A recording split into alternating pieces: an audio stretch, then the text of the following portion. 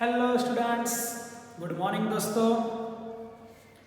Previous લેક્ચરોની અંદર આપણે chapter number 7 alternating current એસી પ્રવાહ પૂરો કર્યો આજે હવે સમજવાના છીએ ચેપ્ટર નંબર 8 વિદ્યુત ચુંબકીય તરંગ મેં તમને કીધું હતું સિલેબસનું સૌથી નાનું ચેપ્ટર ત્રણ જ ટોપિક ભણવાના છે ટોપિક ટોટલ 4 છે એમાં આ વર્ષ પૂરતું એક ટોપિક કાઢી નાખ્યો છે જેનું નામ છે સ્થાનાંતર પ્રસ્તાવનામાંથી કોઈ સવાલ આજ દિવસ સુધી પૂછાયો નથી પણ સમજી લઈએ તો યાર કીધું છે તો સમજવું તો પડશે જ ને ભાઈ રેડી ચાલો વિદ્યુત ચુંબકીય તરંગ શબ્દ પરથી તમને ખબર પડે વિદ્યુત ચુંબકીય તરંગ તો સાહેબ વિદ્યુત ક્ષેત્ર અને ચુંબકીય ક્ષેત્ર બંનેનો ઉલ્લેખ હશે વિદ્યુત ચુંબકીય તરંગમાં તો યસ સાંભળો આપણને બધાને ખબર છે ફેરાડે નામના વૈજ્ઞાનિકે એવું દર્શાવ્યું પ્રસ્તાવનાની અંદર સમજો ફેરાડે નામના વૈજ્ઞાનિકે એવું દર્શાવ્યું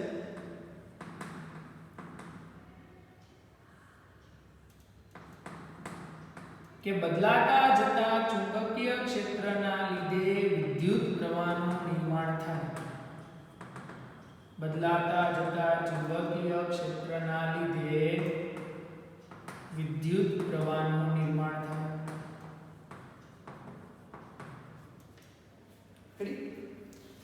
ત્યાર પછી એવું કહેવાય છે જેમ્સ ક્લાર્ક મેક્સવેલ આ વૈજ્ઞાનિકે એવું જણાવ્યું કે બદલાતા જતા વિદ્યુત ક્ષેત્રના લીધે એમ્પિયર જેમ્સ ક્લાર્ક એમ્પિયર એવું જણાવ્યું બદલાતા જતા વિદ્યુત ક્ષેત્રના લીધે ચુંબકીય ક્ષેત્રનું નિર્માણ થાય બે ચેપ્ટર આપણે ભણી ગયા છે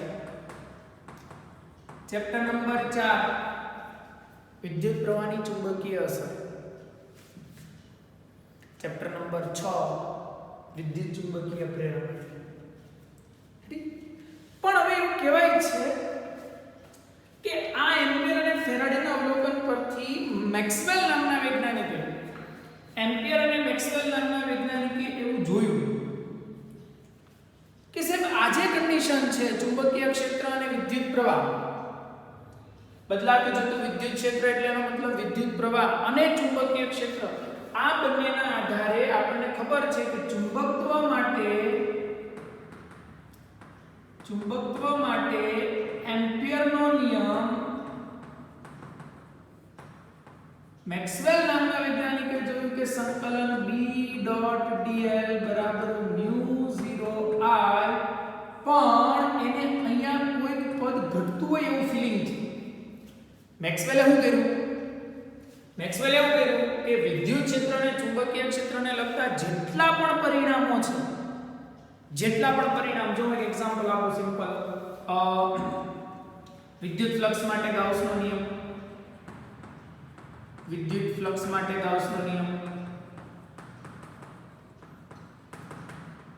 રેડી હવે ગાઉસનો નિયમ આવો તો સંકલન E.dA બરાબર સિગ્મા q બાય એપ્સિલોન 0 બધાને ખબર જ છે સંકલન E.dA બરાબર sigma q by epsilon 0 chapter number 1 માં ભણ્યા હવે આ વિદ્યુત ક્ષેત્ર માટે ગાઉસનો નિયમ હતો ત્યાર પછી બીજી કન્ડિશન આપણે એવી ભણ્યા હતા કે ચુંબકીય ક્ષેત્ર માટે ગાઉસનો નિયમ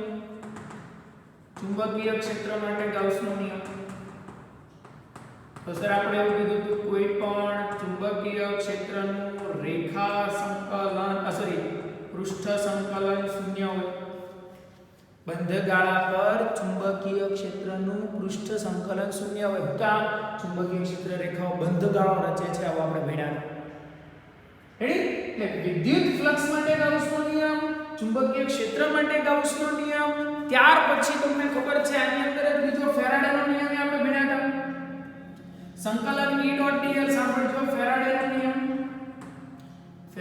નિયમ ચાલો ફેરાડેનો નિયમ શું હતો દોસ્તો તો આપણને ખબર છે d∅dt બરાબર EMF ચુંબકીય ફ્લક્સનું સમયની સાપેક્ષે વિકલન EMF મળે EMF નું આપણે સૂત્ર જ્યારે ભણ્યા EMF એટલે વિદ્યુત સ્થિતિમાન EMF એટલે એક પ્રકારના વોલ્ટેજ જ આપણે ચેપ્ટર નંબર 2 માં ભણ્યા હતા વોલ્ટેજ એટલે ક્ષેત્રનું રેખા સંકલન બંધ ગાળા પર ક્ષેત્રનું રેખા સંકલન રેડી? આ બંધગાળો ન હોય તો લિમિટ લેવાની.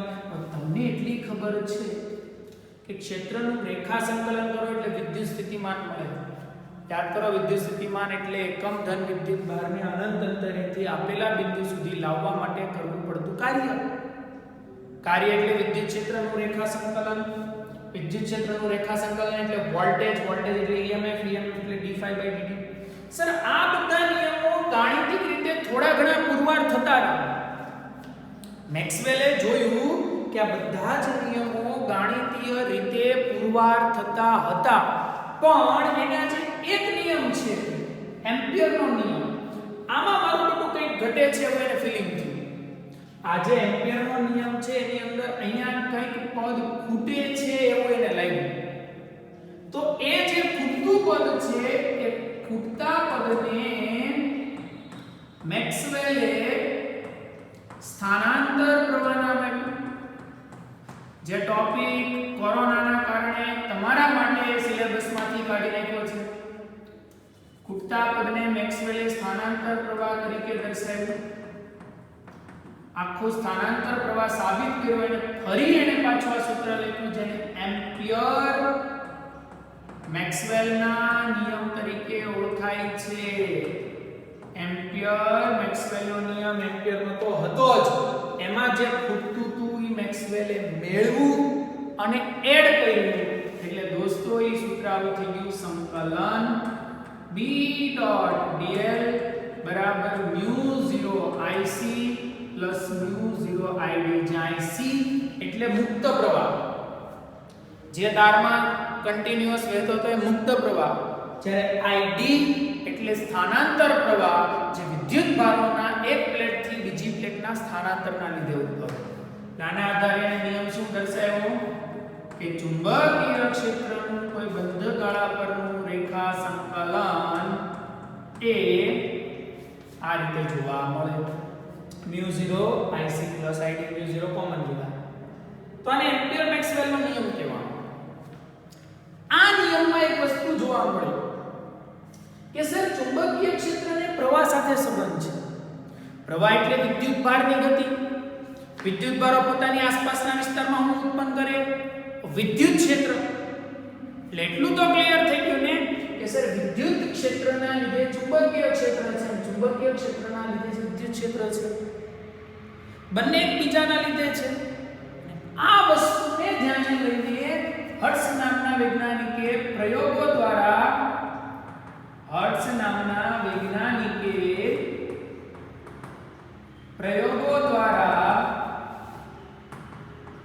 સાબિત કર્યું કે બદલાતા જતા ચુંબકીય ક્ષેત્ર અને વિદ્યુત ક્ષેત્રના લીધે વિદ્યુત ચુંબકીય તરંગોનું નિર્માણ થાય છે. વિદ્યુત ચુંબકીય તરંગોનું નિર્માણ થાય છે. ઇન શોર્ટ દોસ્તો, વિદ્યુત ચુંબકીય તરંગ એટલે શું છે? તો વિદ્યુત ક્ષેત્ર અને ચુંબકીય ક્ષેત્રનું તરંગ સ્વરૂપે વહન છે. વિદ્યુત ચુંબકીય તરંગ શું છે? વિદ્યુત ક્ષેત્ર અને ચુંબકીય ક્ષેત્રનું તરંગ સ્વરૂપે વહન છે. આના માટે હર્ટ્ઝે પ્રયોગ કરેલો. પ્રયોગની અંદર દોસ્તો, પ્રયોગ આપણે વર્ણવવાનો નથી, સિલેબસમાં નથી, હું ખાલી તમને સમજાવવા માટે કહું છું. પ્રયોગની અંદર બે ધાતુના સળિયા રાખ્યા અને એક સ્પાર્ક ગેપ બનાવી, આમાં અંતર રાખ્યું સળિયામાં. સ્પાર્ક ગેપ એટલે જેમાંથી ઇલેક્ટ્રોન તણખા સ્વરૂપે પસાર થાય, સ્પાર્ક થાય. હું તમને એક સિમ્પલ કહું, તમે ગેસનું લાઇટર જોયું છે. લાઇટરમાં જોજો વચ્ચે ડટી હોય અને ફરતી લાઇટરની બોડી હોય, નળાકાર સિલિન્ડર. જેવું પ્રેસ કરશો ને એટલે અહીંથી તણખો નીકળે ને આમ સિલિન્ડર બાજુ જાય. ખ્યાલ આવ્યો? તો એ જે વચ્ચે જગ્યા છે ને ગેપ કહેવાય, સ્પાર્ક ગેપ. શું કહેવાય? Spark gap. સ્પાર્ક ગેપ બનાવી એની ઉપર બે ધાતુના ગોળા રાખ્યા. સાંભળજો, ધાતુના ગોળા કેપેસિટર તરીકે વર્તે અને પેલા સળિયા ઇન્ડક્ટર તરીકે વર્તતા હતા. હવે શું કર્યું ખબર? એમાંથી સ્પાર્ક પસાર કર્યો. જેવો સ્પાર્ક પસાર કર્યો ને એટલે પેલા ગોળા પરનો વિદ્યુતભાર ઘટીને નીચેના ગોળા પર જવા માંડ્યો. વિદ્યુત ભાર ઘટીને નીચે જવા માંડ્યો. જેમ જેમ વિદ્યુત ભાર નીચે જવા માંડ્યો એટલે એનો મતલબ એવો થયો કે સર ધનથી ઋણ તરફ જ વિદ્યુત ભાર વહન કરે. ધનથી ઋણ રેવજિક પ્રવાહ, તો ધનથી ઋણ બાજુ જવા માંડ્યો એટલે ઉપરના ગોળાથી નીચેના ગોળા તરફ વિદ્યુત ભાર ગતિ કરે છે. એના કારણે પ્રવાહનું નિર્માણ છે, વિદ્યુત ક્ષેત્રનું નિર્માણ થયું અને પ્રવાહનું નિર્માણ થયું. હવે આ જે નિર્માણ થયું એના સાથે સાથે તમને ખબર જ છે વિદ્યુત પ્રવાહના લીધે શું ઉત્પન્ન થાય? ચુંબકીય ક્ષેત્ર. એટલે એણે એવું જોયું કે સ્પાર્ક ગેપની નજીકના વિસ્તારમાં હર્ટ્ઝ નામના વૈજ્ઞાનિકે એવું જોયું કે સાહેબ ગોળા પરનો વિદ્યુત ભારના કારણે જે વિદ્યુત ક્ષેત્ર ઉત્પન્ન થાય, વિદ્યુત ક્ષેત્ર આ રીતે કંઈક ગતિ કરતું હતું. વિદ્યુત ક્ષેત્રની મૂવમેન્ટ કંઈક આ રીતે હતી. સમજો ધ્યાનથી હવે. ઓકે, ચાલો. એટલે વિદ્યુત ક્ષેત્રના સદિશના દોલનો આમ ગતિ કરતા હતા. પેલા કેપેસિટરમાં ધનથી ઋણ તરફ વિદ્યુત ભાર જવા માંડ્યો, ધનથી ઋણ તરફ વિદ્યુત ભાર જવા માંડ્યો. એટલે યાદ રાખજો વિદ્યુત ચુંબકીય તરંગોની આવૃત્તિ એ દોલન કરતા વિદ્યુત ભાર જેટલી હોય. બે ગોળા વચ્ચે વિદ્યુત ભાર ઉપરથી નીચે જાય, જેવો અડધો ટાઈમ પૂરો થાય એટલે નીચેથી ઉપર જવાનું ચાલુ કરે, ફરી પાછો ઉપરથી નીચે જાય એટલે વિદ્યુત ભાર જુઓ આ કઈ ગતિ થઈ ગઈ? દોલન. તો વિદ્યુત ભારના દોલનની જે આવૃત્તિ હોય યાદ રાખજો, વિદ્યુત ચુંબકીય તરંગોની આવૃત્તિ, વિદ્યુત ચુંબકીય તરંગોની આવૃત્તિ એ દોલનો કરતા વિદ્યુત ભારની આવૃત્તિ જેટલી હોય છે. દોલનો કરતા વિદ્યુત ભારની આવૃત્તિ જેટલી હોય છે એટલે તરંગની આવૃત્તિ વિદ્યુત ભારના દોલનની આવૃત્તિ જેટલી હોય. બીજી વસ્તુ, સર આ તો વિદ્યુત ક્ષેત્રના સદિશો થયા. હવે તમે જુઓ વિદ્યુત ક્ષેત્ર સતત બદલાય છે. તો અહીંયા મેં એવું લખ્યું બદલાતા જતા વિદ્યુત ક્ષેત્રના લીધે ચુંબકીય ક્ષેત્રનું નિર્માણ થાય. વિદ્યુત ક્ષેત્ર બદલાયું એટલે સામે ચુંબકીય ક્ષેત્ર ઉત્પન્ન થયું.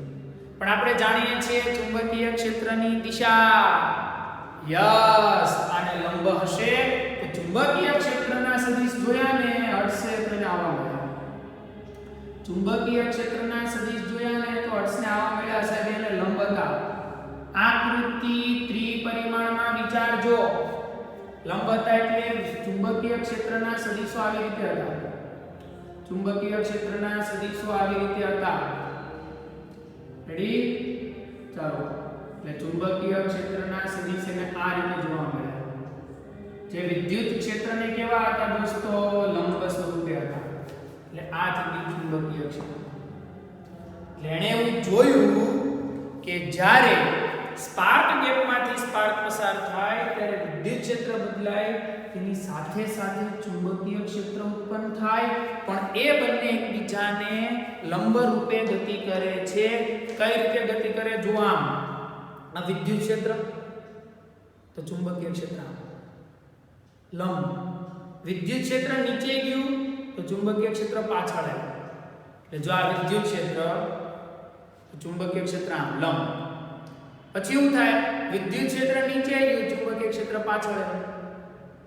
સમજ પડી? એટલે ચુંબકીય ક્ષેત્ર આમ ગયું, વિદ્યુત ક્ષેત્ર આમ. રેડી? એટલે જો આમ ગતિ થઈ, આ નીચે, સોરી વિદ્યુત ક્ષેત્ર આ ચુંબકીય ક્ષેત્ર આ નીચે, ત્યારે આ પાછળ, ફરી પાછું આ ઉપર, ત્યારે આ આગળ. આ સમજ પડશે? આમ ગતિ છે. ત્રિપરિમાણમાં આકૃતિ જોજો. એટલે વિદ્યુત ક્ષેત્ર અને ચુંબકીય ક્ષેત્ર આ રીતે એકબીજાને લંબ રૂપે બદલાતા જાય અને એના કારણે જે આ તરંગ બન્યું એને દોસ્તો વિદ્યુત ચુંબકીય તરંગ કહેવાય. શું કહેવાય? વિદ્યુત ચુંબકીય તરંગને આવા વિદ્યુત ચુંબકીય તરંગોની શૂન્યાવકાશમાં ઝડપ, વિદ્યુત ચુંબકીય તરંગોની શૂન્યાવકાશમાં ઝડપ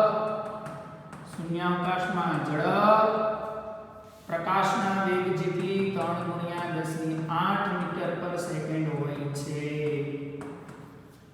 ખરેખર મિત્રો પ્રકાશના તરંગો પ્રકાશ એ વિદ્યુત ચુંબકીય તરંગ જ છે. વિદ્યુત ચુંબકીય તરંગમાં કોણ કોણ આવે? બધા તરંગ વિદ્યુત ચુંબકીય તરંગ જ છે સાહેબ. રેમાઇડ, અલ્ટ્રા એક્સ-રે, ગામા આખો વિદ્યુત ચુંબકીય વર્ણપટ છે. રેડિયો તરંગ, માઇક્રોવેવ, ઇન્ફ્રારેડ, દ્રશ્ય પ્રકાશ, અલ્ટ્રાવાયોલેટ, એક્સ-રેઝ અને ગામા રેઝ બધા વિદ્યુત ચુંબકીય તરંગ છે. બધા આપણે ડિટેલમાં ભણીએ, પણ એટલે વિદ્યુત ચુંબકીય તરંગનું ઉદ્ભવ સ્થાન બદલાતા જતો વિદ્યુત ભાર, એટલે દોલન કરતો વિદ્યુત ભાર છે. કે તો આ જે વિદ્યુત ચુંબકીય તરંગનું ઉદ્ભવ સ્થાન અને વિદ્યુત ચુંબકીય તરંગ કઈ રીતે ગતિ કરે એની બાબત. હવે આપણે સૌથી અગત્યનો ટોપિક ભણવા જઈ રહ્યા છીએ દોસ્તો, વિદ્યુત ચુંબકીય તરંગોની લાક્ષણિકતા. ઇન શોર્ટ, વિદ્યુત ચુંબકીય તરંગોના ગુણધર્મો આપણે સમજવાના છે, જેમાંથી બધા જ દાખલા છે. સાંભળજો ધ્યાનથી. આ ચેપ્ટરમાં તમારા માટે કોરોનાને લઈને બોર્ડના સિલેબસમાં જેટલા દાખલા છે આ ચેપ્ટરના, એ બધા દાખલા એક જ થિયરીના છે, ની છે વિદ્યુત ચુંબકીય તરંગોની લાક્ષણિકતા. જો કે ટોપિક છે, સોરી થિયરી ને આખો ટોપિક છે. રેડી? તો આપણે હવે સમજવાના છીએ વિદ્યુત ચુંબકીય તરંગોની લાક્ષણિકતા. આમાંથી બહુ બધી રીતે સવાલ બનાવીને પૂછી શકાય. વિદ્યુત ચુંબકીય તરંગોની લાક્ષણિકતાઓ અથવા ગુણધર્મો,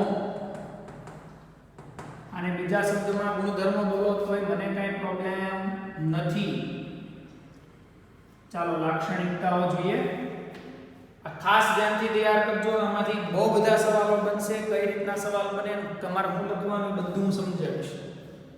પહેલી લાક્ષણિકતા, વિદ્યુત ચુંબકીય તરંગ શબ્દ છે તરંગ.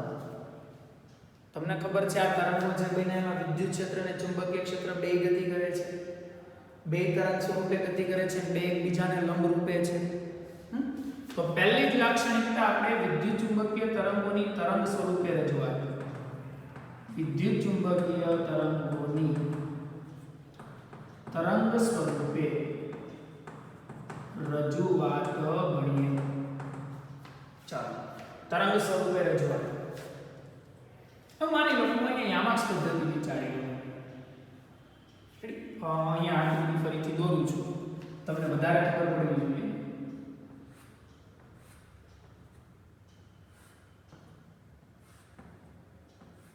દોસ્તો જોજો, આ x અક્ષ, આ y અક્ષ અને z અક્ષ. આ તમારે ઊંધું આપજો x, સોરી x, y અને z. તમને મજા આવે કે નામ આપો, મારી ને કોઈ મતલબ નથી. ચાલો, વિદ્યુત ક્ષેત્રના સદિશો x અક્ષની દિશામાં દોલન કરે છે. એક જ તરંગ દોરું છું એટલે તમને બધું સમજાય. આ વિદ્યુત ક્ષેત્ર છે, બરાબર? ચુંબકીય ક્ષેત્રના સદિશના દોલન એને લંબ એટલે z અક્ષની દિશામાં. ચાલો, એટલે આ બધાના સદિશના દોલનવાનું છે.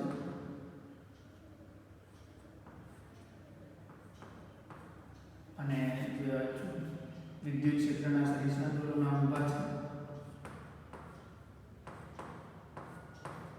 રેડી? સમજો ધ્યાનથી. તો જો હું વિદ્યુત ક્ષેત્રને સદિશ સ્વરૂપે દર્શાવું તો લખાય E0 sin kx - omega t I કહેવાય. ભાઈ સદિશ સ્વરૂપની રીત છે, યાદ કરો 11મું ધોરણ. y બરાબર a sin kx - omega t. પણ આ માઈનસ ક્યારે લેવાનું દોસ્તો? આ માઈનસ ક્યારે લેવાનું? જો ધન x માં ગતિ કરે તો, sorry omega t - kx, sorry sin omega t - kx plus x માં ગતિ કરે ત્યારે આ કરે. તો સર જો વિદ્યુત ક્ષેત્ર x માં હશે તો ચુંબકીય ક્ષેત્ર z માં છે, કેમ કે વિદ્યુત ક્ષેત્ર અને ચુંબકીય ક્ષેત્ર એકબીજાને લંબ છે. જો વિદ્યુત ક્ષેત્ર x માં હોય તો ચુંબકીય ક્ષેત્ર કાં તો y માં હોય કાં તો z માં હોય. વિદ્યુત ક્ષેત્ર x માં હોય, વિદ્યુત ક્ષેત્ર x માં ગતિ કરતું હોય તો ચુંબકીય ક્ષેત્ર કાં તો y માં કાં તો z માં. સોરી, અહીંયા જો વિદ્યુત ક્ષેત્ર y માં છે, સોરી ભાઈ, વિદ્યુત ક્ષેત્ર y માં છે. અહીંયા લખું j કે, અહીંયા લખું j કે. તો ચુંબકીય ક્ષેત્ર એમાં છે, z માં. વિદ્યુત ક્ષેત્ર y માં છે તો ચુંબકીય ક્ષેત્ર z માં છે. z એટલે તમારી બાજુ આવે છે. તો ચુંબકીય ક્ષેત્ર માટે જો મારે લખવું હોય તો લખાય B0 sin omega t minus kx બોલો k है ना भाई આ ધન z માં ગતિ કરે તો અહીંયા kz લખો ને હવે અંતર જ છે ભાઈ z લખો x લખો જો દોસ્તો ઋણ x માં ગતિ કરે તો અહીંયા પ્લસ લેવાનું ઋણ z માં ગતિ કરે તો અહીંયા પ્લસ લેવાનું ઋણ x માં એટલે પાછળ તરફ જાતું હોત તો અહીંયા પ્લસ અને આ ઋણ z માંથી સ્ટાર્ટ થતો તો પ્લસ એક ધ્યાન રાખજો ચાલો હવે આમાં બધા કોની સમજૂતી આપો મિત્રો E0 એટલે મહત્તમ વિદ્યુત ક્ષેત્ર યાદ કરો ઓલામાં આપણે એમ લખતા હતા ને y બરાબર a sin omega t kx a એટલે મહત્તમ સ્થાનાંતર કંપ વિસ્તાર B0 મહત્તમ ચુંબકીય ક્ષેત્ર રેડી k તરંગ સદિશ અલા ભાઈ બધું આપણે છે આ 11 માં ભણી ગયા 2 પાઈ બાય લેમ્ડા ઓમેગા કોણીય આવૃત્તિ 2 પાઈ f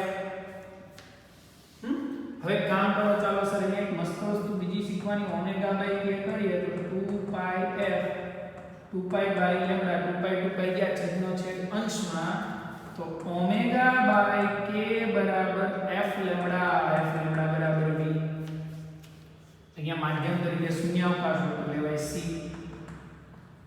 શૂન્યાવકાશમાં તરંગનો વેગ બીજું કોઈ માધ્યમ હોય તો એનો લે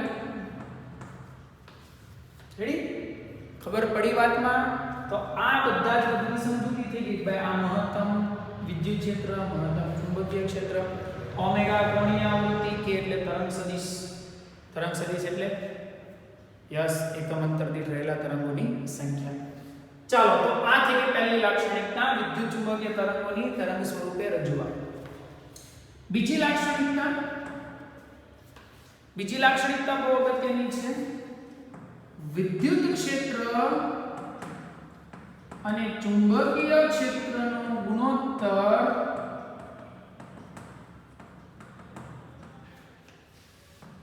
શૂન્યાવકાશમાં તરંગની ઝડપ જેટલો હોય છે એટલે દોસ્તો E by B બરાબર C અથવા E0 by B0 બરાબર C લખાય E by B બરાબર C એટલે લખી શકો E બરાબર CB અથવા E0 બરાબર B0 into C આ બીજી લાક્ષણિકતા વિદ્યુત ક્ષેત્ર અને ચુંબકીય ક્ષેત્રનો ગુણોત્તર શૂન્યાવકાશમાં પ્રકાશની ઝડપ જેટલો હોય ત્રીજી લાક્ષણિકતા વિદ્યુત ચુંબકીય તરંગો અહીંયા લખું છું દોસ્તો દેખાશે ને વિદ્યુત ચુંબકીય તરંગો લંબગત ભાઈ સંગત ને લંબગતમાં ખબર છે સંગત એટલે જેમાં તરંગના કણોનું દોલન તરંગ પ્રસરણની દિશામાં થતું હોય સંગનન વિગનન એ સંગત જેમાં તરંગના કણોનું દોલન પ્રસરણની દિશાને લંબ થતું હોય હવે અહીંયા જો પ્રસરણ x માં થયું વિદ્યુત ક્ષેત્ર y માં છે ચુંબકીય ક્ષેત્ર z માં છે ત્રણેય એકબીજાને લંબ x પ્રસરણ છે વિદ્યુત ક્ષેત્ર y માં છે ચુંબકીય ક્ષેત્ર z માં તો લંબ થઈ ગયું તો વિદ્યુત ચુંબકીય તરંગો લંબગત અને બિન યાંત્રિક તરંગો છે બિન યાંત્રિક તરંગો છે દોસ્તો બિન યાંત્રિક એટલે જેના પ્રસરણ માટે માધ્યમની જરૂર ન પડે જેના પ્રસરણ માટે માધ્યમની જરૂર ન પડે એને બિન યાંત્રિક તરંગો કહેવાય તો આને કાંઈ જરૂર ન પડે બધે જ ગતિ કરે રેડી તો આ થઈ ગઈ ત્રીજી લાક્ષણિકતા ચોથી લાક્ષણિકતા E ક્રોસ B ની દિશા તરંગ પ્રસરણની દિશા દર્શાવે છે તરંગ પ્રસરણની દિશા દર્શાવે છે જોઈ લો E ક્રોસ B કરો J ક્રોસ K I ભાઈ આવડે છે J cross K y z J cross K x તો એનો મતલબ એવો જો x માં તરંગ પ્રસરણ છે, યાદ રાખજો તરંગ પ્રસરણની દિશા e ક્રોસ b ની દિશા, એટલે e ક્રોસ b ની દિશા તરંગ પ્રસરણની દિશા દર્શાવે છે. ચોથી લાક્ષણિકતા થઈ ગઈ. પાંચમી લાક્ષણિકતા વિદ્યુત ચુંબકીય તરંગો ઊર્જા ધરાવે છે અને એક સ્થળેથી બીજા સ્થળે ઊર્જાનું વહન કરે છે. એટલે જ ભાઈ આપણે જીવીએ છીએ, નકર આપણે મરી જાવ. કેમ સર આના લીધે આપણે જીવીએ? સૂર્યપ્રકાશ, મેં તમને કીધું પ્રકાશ વિદ્યુત ચુંબકીય તરંગ છે. સૂર્યપ્રકાશના કિરણો પૃથ્વી સુધી આવે તો સૂર્યપ્રકાશની સૌર ઊર્જા પૃથ્વી સુધી આવે ને આપણને ખબર છે સૌર ઊર્જા છે એટલે જ આપણે છીએ, નકર ના હોત. એક સ્થળેથી બીજા સ્થળે ઊર્જાનું વહન કરે છે. વિદ્યુત ચુંબકીય તરંગો ઊર્જા ધરાવે છે. અને જો કોઈ સપાટી પર આપાત થાય તો એ સપાટીને ઊર્જા આપે છે. એટલે લખું છું વિદ્યુત ચુંબકીય તરંગો ના લીધે સપાટીને મળતું વેગમાન ઊર્જા આપે એટલે વેગમાન મળશે. તો એ વેગમાન બરાબર u/c. વેગમાન બરાબર u/c, જ્યાં u એટલે ઊર્જા અને c એટલે પ્રકાશનો વેગ. u એટલે ઊર્જા અને c એટલે પ્રકાશનો વેગ. ખબર પડી કે વિદ્યુત ચુંબકીય તરંગો જ્યારે કોઈ સપાટી પર આપાત થાય ત્યારે એ ઊર્જા આપે છે અને એના કારણે સપાટીને વેગમાન મળે છે u/c. ચાલો નેક્સ્ટ. વિદ્યુત ચુંબકીય તરંગોનો શૂન્યાવકાશમાં વેગ, વિદ્યુત ચુંબકીય તરંગોનો શૂન્યાવકાશમાં વેગ 1/√μ0ε0 સૂત્ર વડે આવે. તો ઘણા ગેસરાની સાબિતી એક જ છે, એકમ. આ વેગ છે એટલે મીટર પ્રતિ સેકન્ડ. આ બેયના એકમ લખીને વર્ગમૂળ કાઢજો, મીટર પ્રતિ સેકન્ડ જ થાય. શૂન્યાવકાશમાં વેગ આટલો છે જ્યારે બીજા કોઈ માધ્યમમાં વેગ, માધ્યમની પરમિટિવિટી શૂન્યાવકાશમાં લખો હોય તો શૂન્યાવકાશમાં, માધ્યમમાં લખો માધ્યમ. પણ તમને બધાને ખબર છે આનામાંથી માધ્યમનો વક્રી ભવનાંક મળે. બોલો n બરાબર c/v. c 1/√μ0ε0 અને v 1/√μ છેદમાં છેદ અંશમાં. તો હું દોસ્તો આ લખું તમને કઈ વાંધો છે? બે રૂપમાં છે μ/μ0ε0. μ/μ0 = μr, ε/ε0 = εr. એટલે મને એટલી ખબર પડી માધ્યમનો વક્રી ભવનાંક √μr * k ડાયરેક્ટલી અચળાંક મળે. કેટલી થઈ? 1 2 3 4 5 6 લાક્ષણિકતા થઈ. હજુ એક બે બાકી છે, એ આપણે પછીના લેક્ચરમાં જોઈશું. પણ એક વસ્તુ સમજો, આમાંથી સવાલ કહેવાનો છે તમને. 2 માર્કમાં પૂછે વિદ્યુત ચુંબકીય તરંગોની તરંગ સ્વરૂપે રજૂઆત કરો, તો તમારે એક જ લાક્ષણિકતા લખવાની. તમને એમ કે વિદ્યુત ચુંબકીય તરંગના વેગ પરથી વક્રી ભવનાંકનું સૂત્ર તારો તો એક જ લખવાનું. તમને એમ કે વિદ્યુત ચુંબકીય તરંગોની કોઈ પણ 4 લાક્ષણિકતા જણાવો, તો તમને કોઈ પણ 4 ગમે ત્યારે આવી નાની નાની પકડી લેવાની. લંબ, નિયાંત્રિક, બિનિયાંત્રિક છે, e ક્રોસ b પ્રસરણની દિશા દર્શાવે, ઊર્જાનું વહન કરે. હજી એક બે લાક્ષણિકતાઓ બાકી છે, એટલે આમાંથી બહુ બધા સવાલો પૂછે. અલગ અલગ લાક્ષણિકતા અલગ અલગ રીતે પૂછે અને ક્યારેક કોઈ પણ 4 પૂછે, કોઈ પણ 6 પૂછે. તો એ તમને આમાંથી જે આવડતી હોય તમારે લખવાની રહેશે. જો કે બધી જ આવડે છે, કેમ કે આ લખી પૂછી તેમાં બીજી નહીં લખાય. રેડી? તો અત્યારે પહેલા આટલી વસ્તુ ચાલો તમારી બુકની અંદર ફટાફટ વિડિયોને પોઝ કરીને ઉતારી લો. બાકીની લાક્ષણિકતા આપણે નેક્સ્ટ લેક્ચરની અંદર જોઈશું. વિડિયો પોઝ કરો અને લાક્ષણિકતા ઉતારો. ચાલો.